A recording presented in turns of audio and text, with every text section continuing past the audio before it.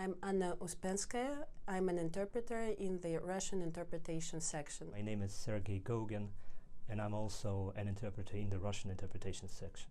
My name is Ghislaine de Souza. I am a senior reviser at the French Translation Service.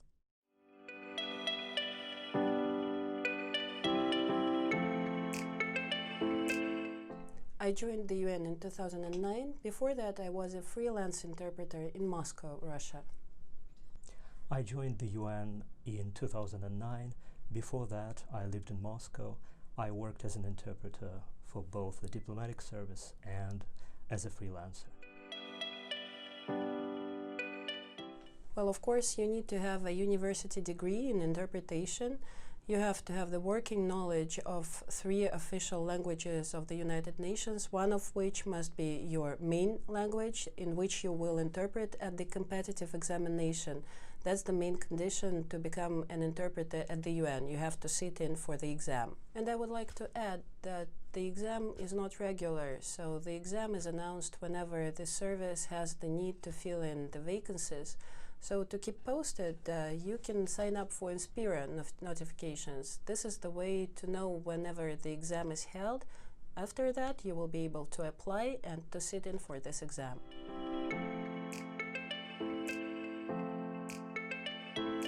First of all, I would recommend to focus on 2 or more UN official languages. Usually people think that English is quite enough. That's not the case of the United Nations. For instance, to work for the Russian section, people have to have a knowledge of French or Spanish, and that's extremely important. The other thing I would recommend is to follow the news and to really know what's going on around the world. And of course, to deepen your knowledge of political, economic, and other processes, you can always check the UN webcast. And by the way, in the UN webcast, you can follow conferences and events in all 6 official languages, and you can see how interpreters work.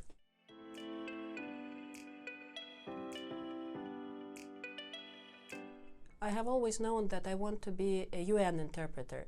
So when I just started being a freelancer, when I just started working, I was open to all kinds of job offers and possibilities. Written assignments, consecutive, conference interpretation, and I regard now all of those as little steps on the long ladder that you have to climb up to reach the summit and to become a UN interpreter. Well, here you can see our workplace. This is the interpreter's booth in the hall that you have probably seen many times on your TV screens. This is the General Assembly Hall. We come here especially during the General Assembly session. Speaking about the life of an interpreter, it can get quite busy, hectic, and stressful, especially during the high-level week of the General Assembly, when this room fills up with presidents, heads of states and governments, many delegations. The hours are unpredictable, and the stress and excitement is there too. But other times we have from 1 to 2 meetings per day that last for about 3 hours. We also get to go on missions to very different places, from Samoa to Argentina, passing by Europe, and any other place you can imagine. Ironically, I would say, I find the most rewarding when people do not even think that things are interpreted. They perceive it as if delegates speak in their own languages, like in one language.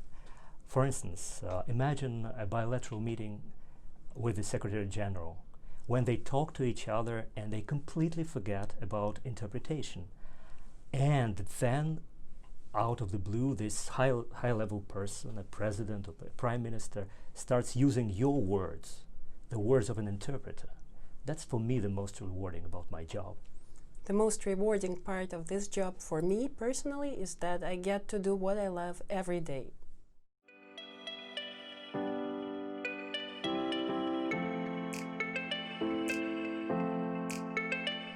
I joined the UN about 20 years ago. When I started, I lived in Ethiopia, in Rwanda, and in Tanzania. Now, since 2009, I am in New York.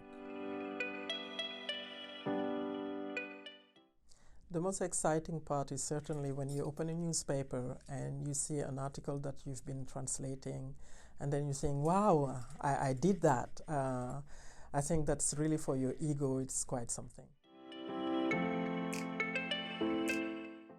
To become a translator at the UN, you need at least a bachelor degree in the relevant fields, being linguistics, economics, law, or any other technical field.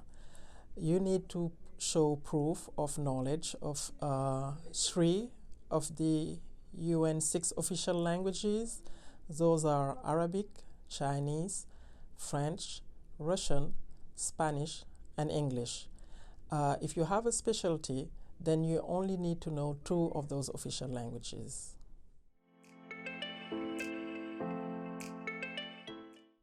To prepare for the exam, I would recommend translators to read international newspapers to keep abreast of international developments, and also to hone their translation skills.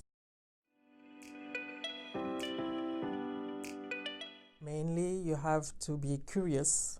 Of course, your love of languages helps, but you have to be also willing to get out of your comfort zone. The UN covers many subject areas. As translators, we are not always specialists, so we have to be willing and able to research our subjects and to want to learn every day something that we didn't know the day before.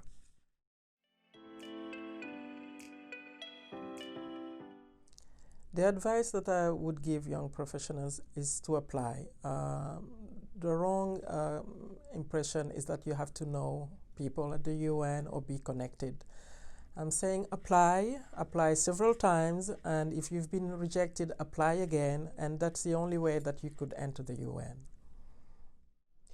If work for the UN is your dream, never give up. Go for it. Try to apply. If not for the first time, there will always be a second, a third time, so keep doing it.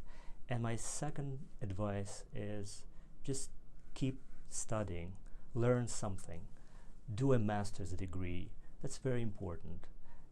From my personal experience, I know how important it is to do what they call at the UN a lifelong learning. So keep learning, keep studying, and never give up on your dream. And I would only like to add to that you have to be sure that you love what you do.